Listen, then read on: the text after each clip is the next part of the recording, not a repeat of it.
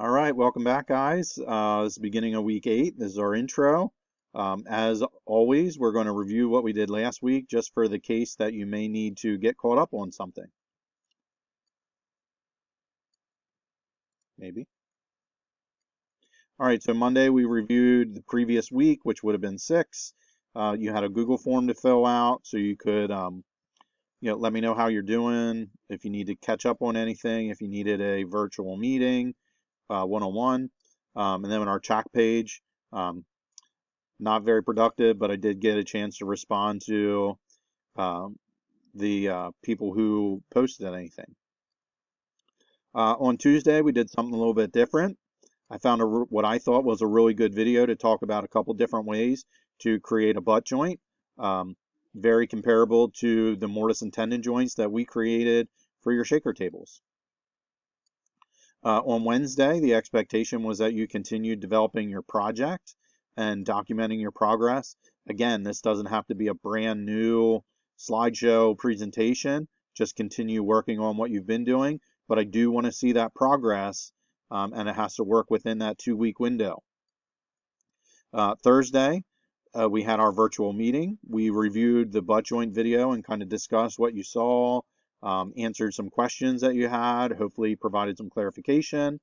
And then we continued with the project development presentations, so just where we're at in that time frame. Friday is your catch-up time. You did the timesheet. Let me know how your week was. Again, make sure that if you are catching up on any missed assignments from previous weeks, you need to email me when you have those things done so that I can go back and give you credit in Skyward. I do only check the current week every day, but I do not go back and review previous weeks, so you need to let me know when you get those things done.